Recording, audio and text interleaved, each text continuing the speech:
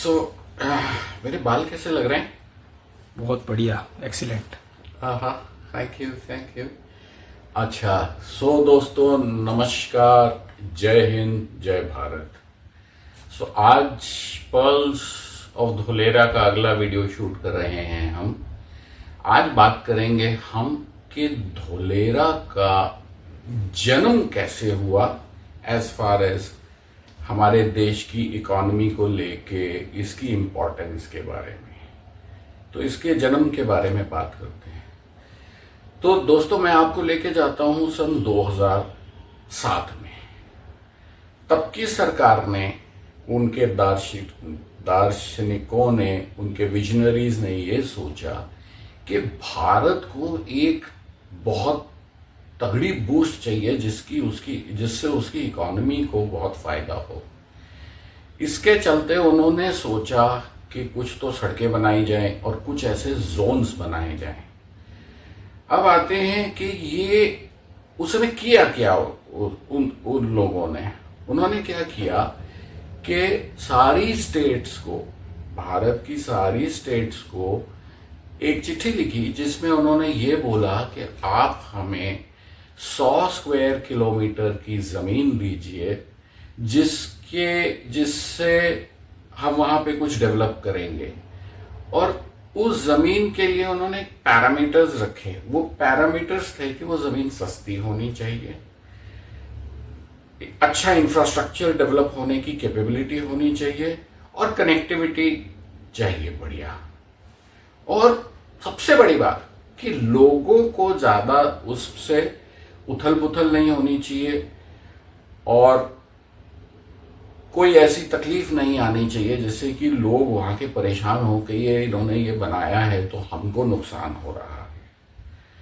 तो अब ये सब के चलते बाकी स्टेट्स ने जो भेजा सो भेजा। आज हम सिर्फ गुजरात की बात करेंगे।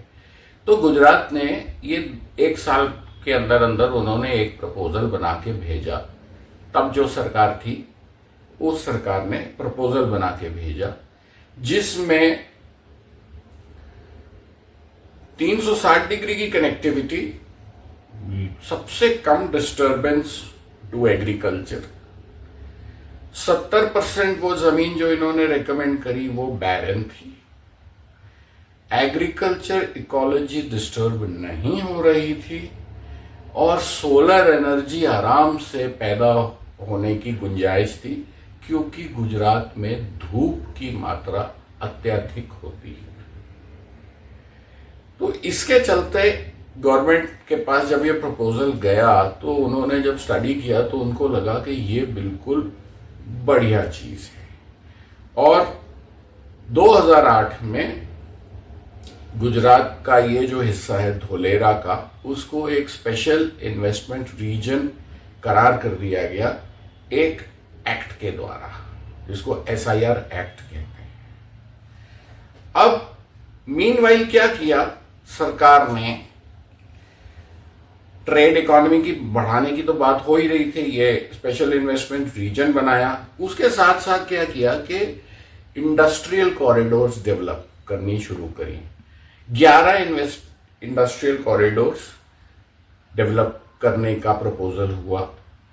इसमें से दिल्ली मुंबई इंडस्ट्रियल कॉरिडोर जिसपे धोलेरा है वो एक कॉरिडोर है।